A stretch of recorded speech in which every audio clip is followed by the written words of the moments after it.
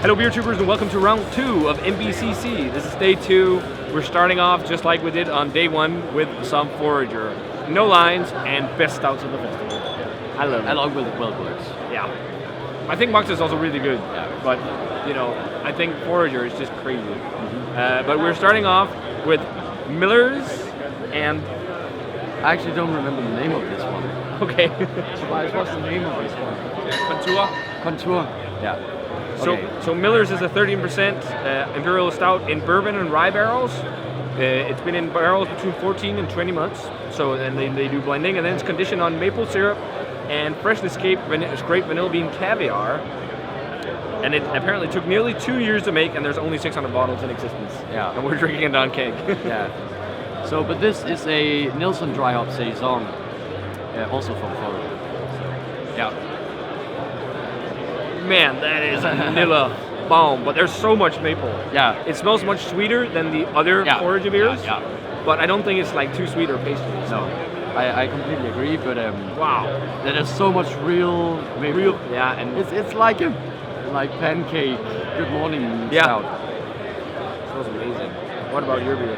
It has like this really fresh, like gooseberry, white grape, almost like kiwi, lemon vibe, rustic. Yeah. It smells good. I'm looking forward to trying this. I warmed it a bit in the glass. So. Cheers. Oh, that is like maple syrup, vanilla fudge goodness. Yeah. I love the spiciness of the rye barrel. Yeah, that's the finish. That helps really cut the sweetness.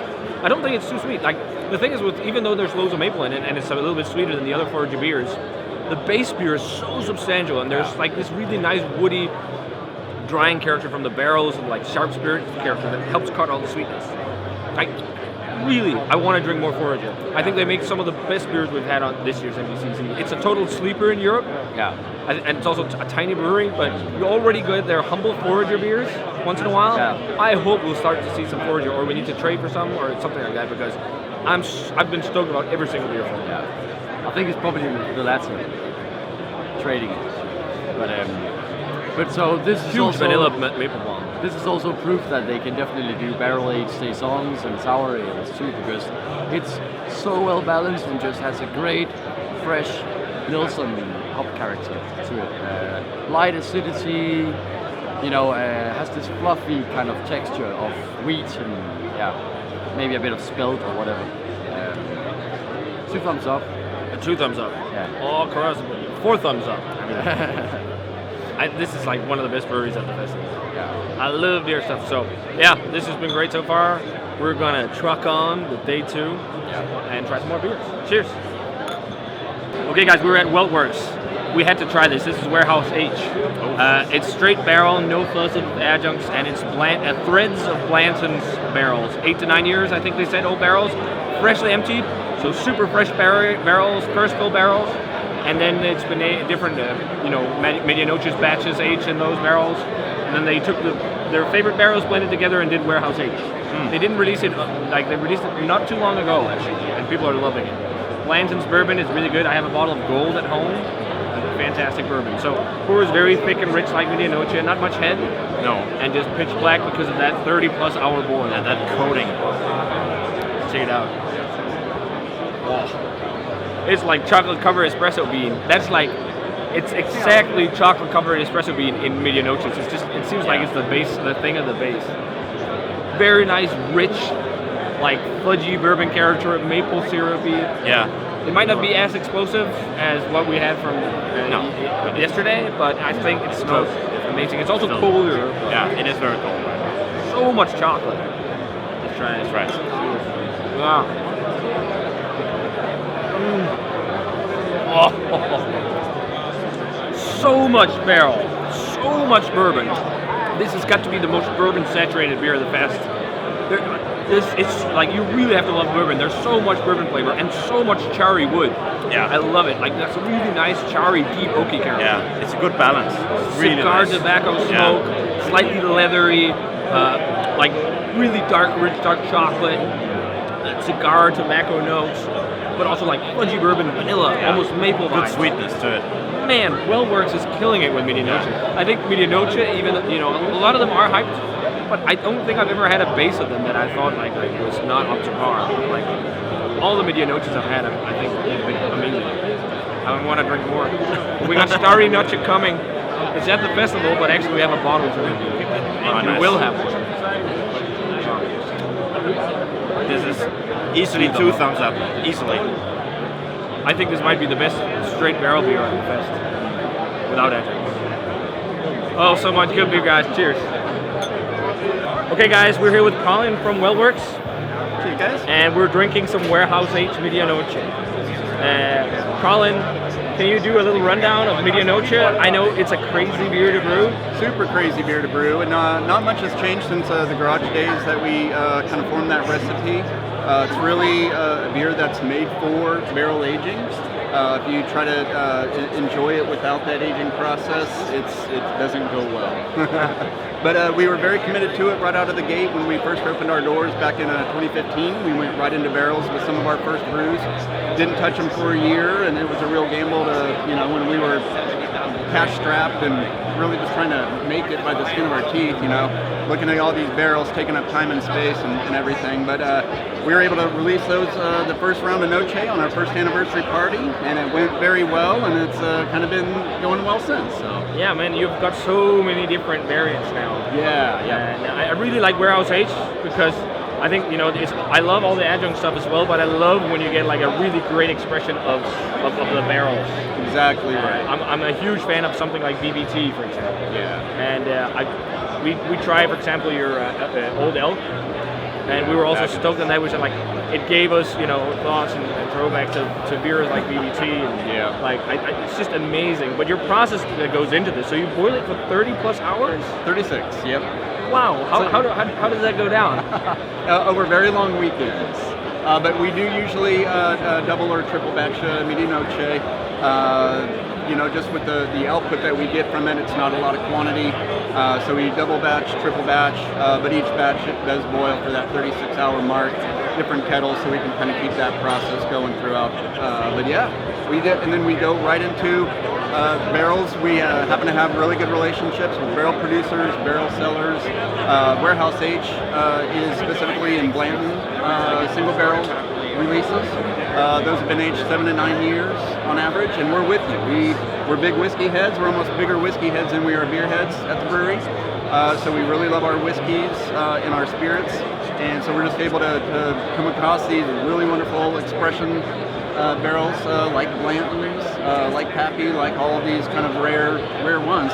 We're able to take the whole lot. We're one of the biggest barrel makers in Colorado. Right now we have about a little over 500 barrels sitting in the warehouse right now. So That's amazing. It's a labor of love. Yeah. What I also love is like you like to gamble a little bit because you did like, for example, the PB&J and the Port Medianoche. Exactly. And I know that that's not for everyone that kind of No, it's drink not. fortified wine, but I think it's a really cool move because I think a base beer like this can really work well with port flavors. I think there's maybe a little bit of a tendency people being afraid of dark fruit flavor. Yeah. But in something like a port, it works so well. Yeah. And with a base beer like this that's so rich and decadent, I can really. I have a bottle. I haven't cracked it yet. Yeah. But I have an idea that I'll really like it. And maybe it's also because it's a European palate. But I like that you kind of play around with barrels like that and not only bourbon. Yeah, we're not scared to try anything when it comes to different kind of barrels, tequila barrels, wine-based barrels, port-based barrels, using heavy ingredients like peanut butter, things that don't drop out necessarily very well out of bottle releases, bottle production. Yeah. But I'm kind of with you too. I wonder if a little bit of that kind of fruit dynamic in a stout maybe comes from the history of maybe those going sour over time, Yeah. or just not having the right character for what the brewers intended. But I think those days are long gone, and I do think there's room for opportunity there in some of those more rich kind of port-like flavors. So what other barrels have you played around with that are quite like different other than like bourbon, for example? You talked about tequila and whatnot? Yeah, tequila, varieties of foreign wine barrels, anything from a port to a sherry to a brandy. Having a lot of fun with brandy barrels. And it just happens, we just keep an eye out all the people that sell barrels and all the whiskey producers that we have relationships with, we're in constant communication. It more comes down to what's available and what's fresh for us, and what we can get in the quantities that we need. I guess you want the freshest barrel possible. That's exactly right. And then after that, then we let the barrel and the beer tell us what needs to happen to it. Oh wow, this could be maybe a PB&J because of these characters. This one's really pulling out coconut. We really give it that time and that age and let that expression of the barrel take hold first. And then we either single barrel it, no adjuncts like warehouse, or we double barrel it because we really like that oak character, or the coconut just seems to scream for this one, those kind of things. So that's really cool. So you basically go by what the barrel kind of tells you. Absolutely. Like what the beer could work with. Absolutely right. I think it's also the right way to do it. And I also like the idea of like you making a beer specifically to go into a barrel. Yeah. Because I think like with barrel aging, you need some very big base beers to stand up to the aging, but also of course to the spirit. Like it will thin out a beer a little bit, but when you have a beer like this, ain't no problem. Ain't no problem. What about something like an Isla barrel, like a smoky whiskey barrel? Is that something you've played around with? We're not. We really haven't done much with smoke. It's also a difficult thing. Like it's a love-hate thing. Yeah, and candidly, I mean, not that we dislike those kind of smoked beers, but it's just not something that we as brewers or as staff at Wellworks, it's not something we usually gravitate towards. And we really, really do brew what we enjoy first and foremost. But that's also most important. Yeah. Like always brew what you like to drink as well, because then you put your heart and soul into it. Yeah, and I don't know. Again, I haven't had a good wide array of smoke-based beers, but I think the tendency there is that flavor just overpowers. And so can you do smoke in a barrel and really get a very subtle nuance and maybe come out with like a smoky old-fashioned kind of? That'd be interesting, but that would probably also be like a much shorter barrel aging time than maybe what you're doing with bourbon. Yeah, I would think so. Because I think like with a long barrel aging time in like an Islay barrel, it would be like really peaty over time. There is a brewery here in Europe that's done it really well. You know Destroys? Yeah. They have a series of beers called Black Damnation, and they did one a few years ago, which was in Octomore barrels from Poilati. That was also a rich base. And I think it was like 12 months in the barrel, but you had to be a peat lover, but I don't think it was too overpowering. But yeah, it's really awesome to talk to you, man. I think you're producing some of the finest barrel-aged beer in the States at the moment. I'm a huge fan. So thanks a ton for taking time to talk to us. Thanks for having us, for sure. And stay tuned for more Wellworks on the channel. I have a lot in the cellar. Cheers to that, baby. Cheers, man. Okay, guys, we had to get some transient because they're pouring Buckley Reserve. When we were at Brewskill, Buckley Reserve was one of the best beers around. And after this, maybe I should have some non-barrel aged stout. But this is a Forager Crafters whiskey Forager aged Kentucky or Buckley. And then it's also after 6 months of Forager, it's been aged in bourbon barrels. So it's basically a double barrel aged Kentucky. And Kentucky is their bourbon barrel aged version of Buckley, which is their breakfast imperial stout with maple syrup, coffee, and vanilla beans.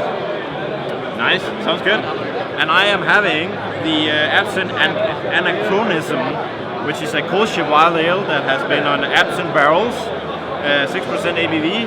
That's very unique. Yeah, 2 years in absinthe barrels. Wow. Yeah. This smells amazing. This has got like so much vanilla fudge and maple. Like it's a much lighter beer than some of the other crazy dense stouts we've had, but it's really nice. It's like a bit more bright and uplifting. It's crazy chocolatey, but also loads of bourbon flavor. It's as good as I remember, and the adjuncts still pop like crazy. Well, I've had this before at Brewskill. Yeah, and this is funky, and you don't. I have had absinthe, but it doesn't have that anise thing going on. To be honest, maybe a slight in the funk as well, but it's just it's funky and sour and really nice. Try it? Yeah, I already tried mine. Go ahead. Oh yeah. Oh, that is just what I need right now. Like after all the barrel aged, this is sour and funky, like new grass, no grass. Can I have a hay? Yeah. I think there is a trace of absinthe. Yeah. Like there is an anise seed. Yeah. Almost licoricey. Yeah, there is kind of in the aftertaste as well. Yeah, that's actually really nice. Yeah. It's also not really sour. No, it's not really. But it's got a nice pleasant sourness. Yeah. It's not puckering, right? Yeah, but there is definitely a little bit of an anise thing, but it's not a lot. Oh, it's not a lot. But it's a very nice But variety. yeah, there is a bit of licorice in the aftertaste. Yeah. Transient is making some awesome beers. I don't think they're too well known in Europe, unfortunately, because the lines aren't crazy, which is a shame. But I really like what they're doing. This is awesome. This is 2 thumbs up. Yeah. This is 1.5, I think. Cheers. Okay, guys, it's about time for some Lambic. Yesterday we had some tasters of Buffcon. We had some taster of their, I can't remember the name, but it's a white Saturn peach Lambic that was amazing. We didn't shoot a video of it, unfortunately, but it's actually one of the better Lambics I've had in a while. So we thought we'd come over here now as well because there was not a big line. And we have the Pet, I think they call it, Merlot. So it's inspired by Pet Nat wine. This is Merlot grapes. And yeah, I mean, it's apparently, I've been told it's more juicy and very grapeful right now. But with crazy aging potential. It's still really good, but like people are saying, very young Vigneron, or Vigneron, St. Lambic type beer. So check it out. Oh yeah, there's loads of like really tannic grape. Yeah. Like really deep, almost like forest berry earthiness. Yeah. There is really earthy. Yeah. Good amount, like not crazy amounts of funk. You can definitely smell it's a younger Lambic, but It has a bit of sourness. It smells really nice. It smells It like smells what I need really right good. now. Yeah. Let's try it, cheers. Yeah, cheers. Oh, so much juicy grape there. Yeah, but and it's not It's very. not that funky. It's not funky. It's not very sour as well, actually. No. I think, but like- for aging, I think this would be pretty good. And you can tell it's like that kind of Pet Nat style because the carbonation is really soft. Yeah, yeah, Like it's so light. But it has a like really juicy, vibrant grape flavor. And it's that like really tannic, kind of fruity, earthy Merlot thing. I don't know if that's really what Merlot tastes like because I'm not a wine expert, but that's what I'm getting right now. It's really good. I think this has crazy aging potential. Yeah, I think But if it's like this the- oxidizes a little bit, I think it would be. And just funk to Yeah, develop. just the fungal would develop. It's really good. Like I think we've only had 2 pours from Buffcon, but They've been good. they've been really good. And I think like The one we had yesterday is better than this, though. I think. yeah, I think so. But it's 2 different versions. We have to kind of jump in and check randomly because they pour loads of different things and then like I think it's like every hour or so they pop different bottles. But yeah, this is really good. Like really great new producer of Lambic. Almost 2 thumbs up. Yeah. I think with age, Yeah. I would say 2 thumbs up. But that really good. So 1.5. much great. Yeah, it's really really good. Cheers. Cheers. We're here drinking more beer. Unannounced beer. Yes, from Cerebral. Cerebral. This is Kirby Monsters. Brett raved about this beer last time there was an MBCC. Yeah, the vanilla. Vanilla. And you're having. I'm having a West Coast IPA from Ruse. You want to start? I can start. Yeah, so this is quite fruity, also more on the brighter side. Some what's it called, orange zest.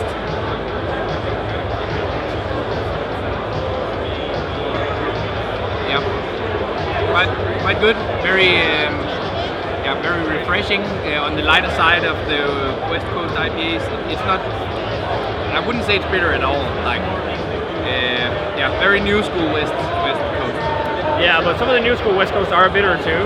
Yeah. But this one, not so much. But yeah, it's good.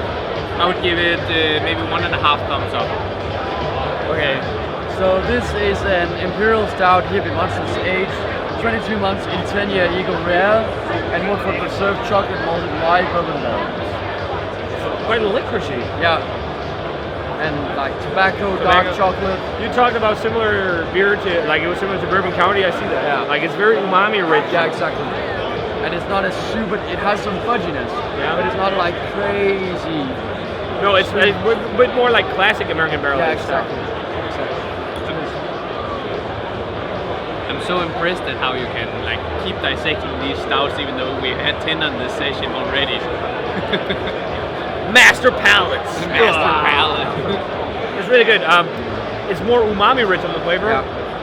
Slightly smoky, almost like a toasty, smoky barrel. Yeah. A bit of tobacco, dark chocolate, some fudge, vanilla. Totally Bourbon County like.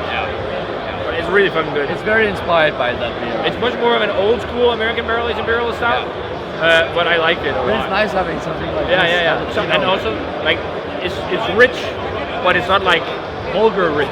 Like a lot of the ones that we really have loved on this session has been like so thick. This is a bit more well balanced. It's also still quite rich. But it's not that like gloopy texture. No. But it's nice because it makes it a bit an easier drinking stout. But it's really good. It reminds me a lot of Bourbon County.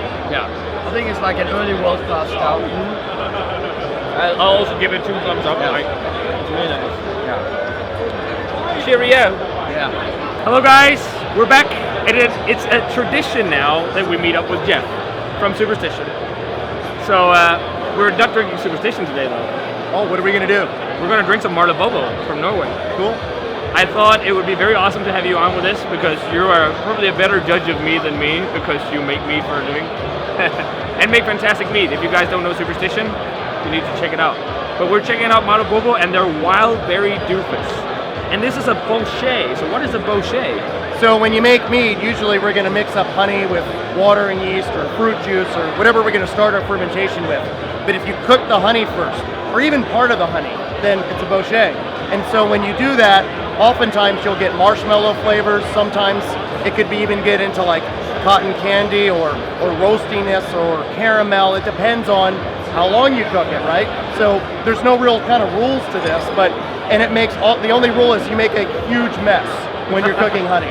So I imagine all the caramelization and everything. Yeah, but the end, it's kind of fun to do it. It's a huge pain in the ass to clean up, but the end results are usually really fantastic, and you can get honey flavors that you otherwise just wouldn't be able to get in any other way. Yeah. Well, that's really cool. So that's basically, I guess, the process they've done first with this. And then afterwards, it's been conditioned or made with 6 different berries. We'll get into these in a minute. And afterwards, conditioned on extra dark maple syrup and American oak staves.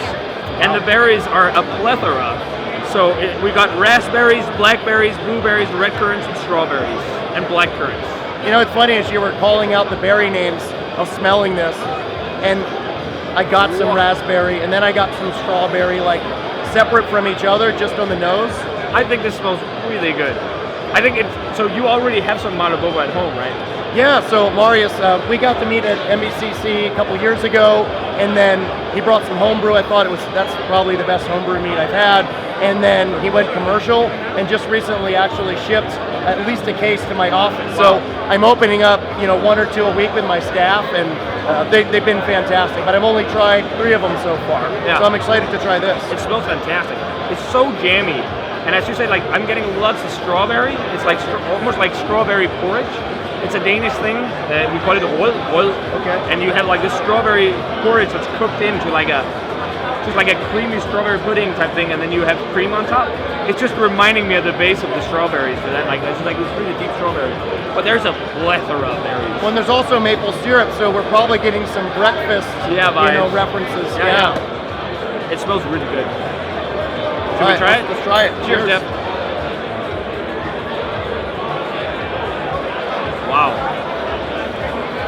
That is so well balanced. It's got so much about flavor. as big of a mouthfeel as you could have. It coats your whole palate. The different fruits are changing, and there's like maybe a hint of leather. I'm tasting a little bit of vanilla, even though I don't think there's vanilla in there. No, there isn't, but there's definitely a vanilla tone.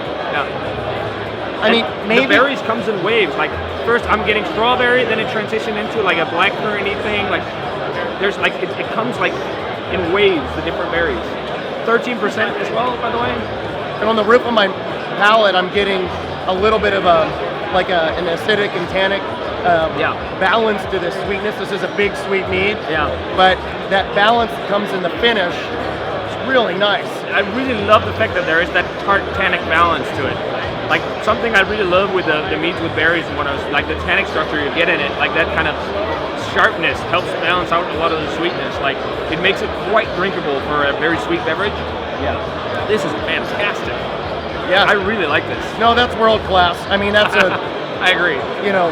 Gold medal style, like perfect mead. So yeah, and that's a mead lover's mead too. And that was not from me. That was from the guy who knows a lot more about mead than me.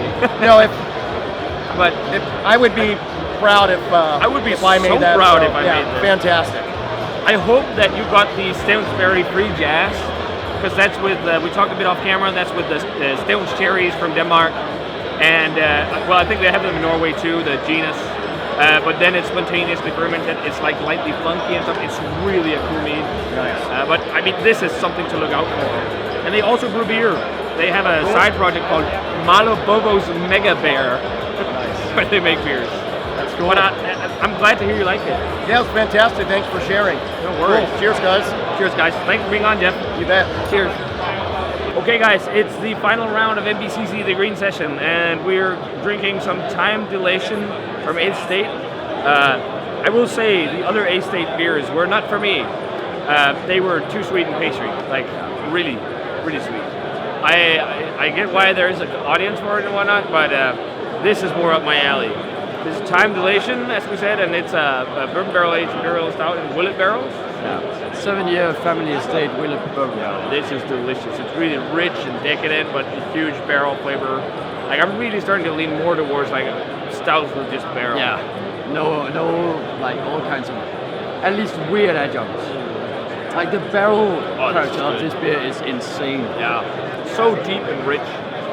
It's really like that fudgy bourbon chocolatey thing. Like loads of it. We also like this really like vibrant vanilla. Yeah. Kind of character. And maybe not as umami and depth heavy as something like Medianoche, where I was aged, and the single barrel. But on the other hand, you get that brightness. Like, yeah. Like really a great. coconutty, fresh vanilla character that you don't get that much with Medianoche. It's fabulous. It's the best stout I've had so far. Oh, there's Julio. But yeah, amazing. As we just talked about, you could drink a like 375 milliliter bottle of this easily by yourself, because you sense this beer will only just grow in character the more you drink it. Julio, this is amazing. I'd say 2 thumbs up for sure. Yeah. It's the best 8th State I've had, but also maybe it's just because it's not like crazy. It's in the top 3 of stouts. Weltklasse. Yeah. Okay, guys, we're back. More Forager, but not stout. This is a Lambic inspired beer from them called Itasca Wetland, and it's made with honeyberry or Hescapberry. Hescapberry, Britt and I was super stoked on when we had it in the sour ale screen, right, from Anchorage. Yeah. So this is where they do a base that's Lambic inspired, spontaneous fermented, oak aged, blended, and then it's conditioned on these Hescap berries. And it looks crazy, like super beautiful, like glowing burgundy or ruby red color. Like regular cherries or something. And it has that really deep, like blueberry stroke raspberry, blackberry kind of berry aroma. And then almost like a tannic edge of the cranberry. And that's kind of what we talked about last time. And a little bit of honey. It also has, now I've tasted this beer, and it to me has kind of an interesting salinity to it. Yeah, a little bit like an umami vibe. Yeah. But man, and that berry like is red awesome. grape, like tannic red grape. Yeah, dusty, but also like raspberry tannin and earthiness. I think it's amazing. Like, I'd love to see more brewers play around with this berry, or just using, like they talk about at Forager, using what's available to them. Like, this is something they can get locally. They don't really get stone fruits and stuff, so they can use stuff like this instead. And it creates a very unique, Lambic or Lambic inspired ale with a fruit character that's just like really cool. What I really love is like that really nice sort of tannic structure on the end. Like, 2 thumbs up for me for this one. Forager is probably my favorite brewery of the fest. Yeah, it's consistently great. I think maybe with that one, I feel like it's maybe a touch sour. I don't think it's too bad. Fruit character. I'm actually a bit surprised you don't think it's a bit too sour. Maybe it's because I had like a million beers before this. I think that's maybe the reason. But yeah, so I'm having Voodoo's Hot Garbage Cognac Barrel Aged Imperial Stout. So it's been barrel aged for 26 months plus in French Oak XO cognac casks that were hand selected by Woodford Reserve's master distiller. And it's in 3 full seasons of cognac before being filled with fully mature look for preserved bourbon and aged an additionally 3 years in the casks. So, yeah, it's quite an interesting concept. It's pretty cool to smell a beer that's cognac barrels because all the beers at this festival, yeah, and rye whiskey. So this is like it's spicy, but also has this almost like apple brandy, yeah, like fudgy kind Cognac of. is essentially a brandy. Yeah, but it's like a fudgy kind of a red grape-esque thing. It's a bit, yeah, hard to explain.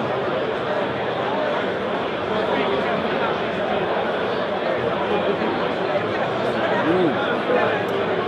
Spicy, tannic, minerals, but also fudgy and vanilla. Can I try it? Yeah. Ooh, actually. Much lighter than a lot of the other stouts. It's not like a Very barrel forward. It's not a really sweet decadent stout. I feel like it's maybe because we just had one that is fucking like decadent. I feel this still has a lot of oomph, but it's very much like barrel depth and complexity that it relies on. It's nice, but like it's not my favorite voodoo beer. I prefer the Black Magics over this. Me too. But I don't think it's thin No. by any means. But yeah. I said 175 Yeah. thumbs up. Yeah. It's very nice. But yeah, I've This had I a few love. voodoo beers that have been a bit a notch above this. Well, cheers. Let's drink some more beer. Cheers. Okay, guys, we're at Moxa now. They're popping hype bottles. Derek was like, Peter, you need to try them. And we're starting with a Singularity Weller edition with the Weller, I think it was 12-year-old, straight barrel, no fuzz, no adjuncts. It is super dense and fudgy, and there's so much caramel. Singularity, Nikolai, Singularity. Man, it smells good.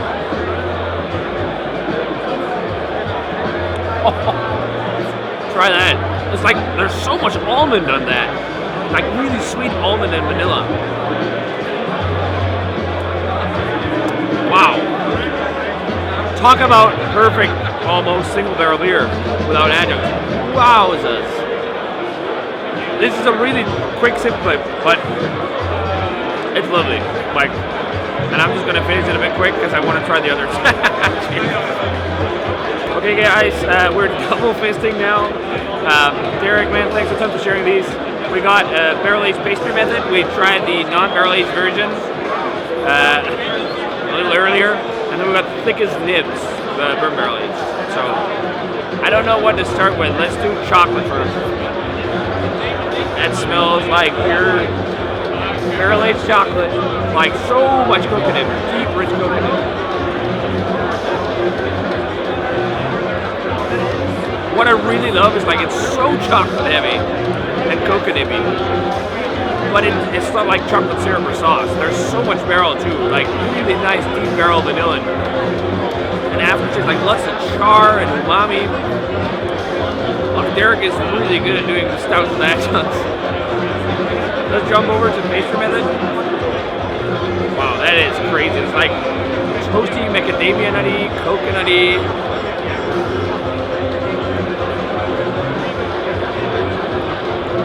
Yeah, that's really good. It's crazy nutty. It's almost like, it's reminding me like my grandma's kind of oat biscuits or oatmeal cookies, and like bourbon, but I definitely prefer Singularity and Thick as Nibs, just because I think it might be a little bit too pastry for me, but as you can see now, people are finding out what's happening, so everyone's just like, so we're in the way. So, 2 thumbs up for all the beers, favorite Singularity, because beer and this barrel, I'm starting to lean more to that, but otherwise Thick as Nibs, I think. These are amazing. Derek, you're the man for letting us try these. Cheers. Okay guys, this will probably be the last beer of MBCC 2021, but we have a special guest. Julio! Thanks, it's nice to see you guys. It's, a long time, but It's a long time. If you guys are followers of the channel, you remember Julio and the mead experience. It was hilarious. Shaming, but hilarious. Fiske frikadeller. Fucking Frisco Fricadella. Yeah, no, this was probably 2019 or 18, I don't remember right now. Yeah. Yeah, but I mean, I'm very happy to be here right now, spending this time with you guys. It's fucking amazing. What do you think of the beer you're having? I mean, I like it. The point is that this year, for obvious reasons, the options have been a bit less, a bit reduced compared to other years. But this is still, come here, come with us. We got people joining. Join us. What are you drinking? I'm drinking A session, I think it's called. From that, it's amazing. We need an app.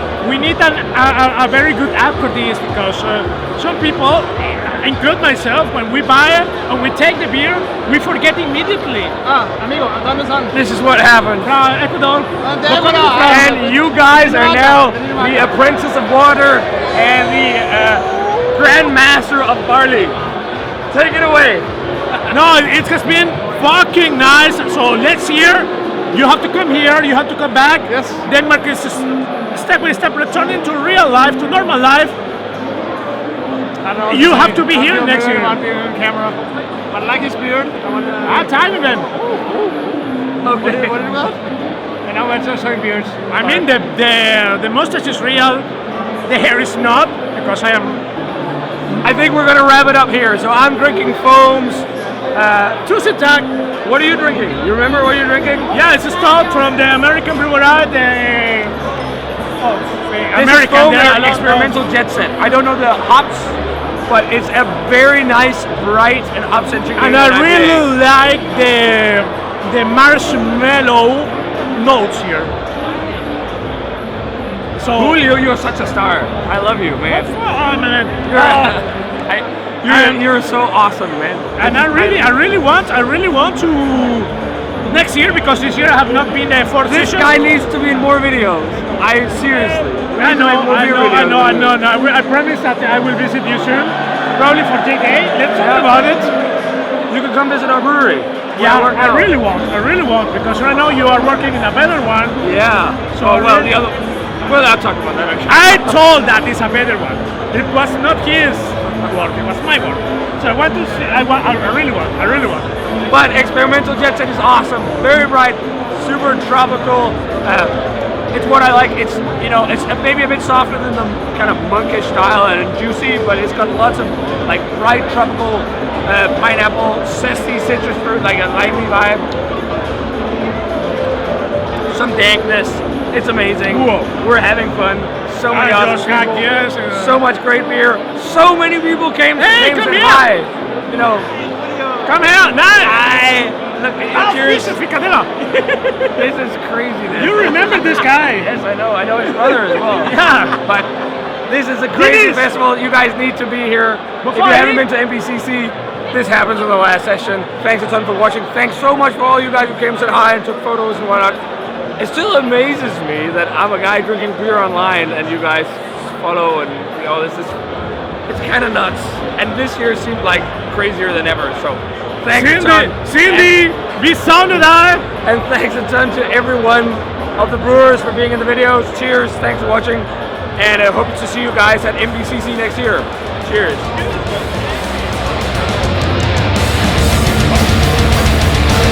Ecuador.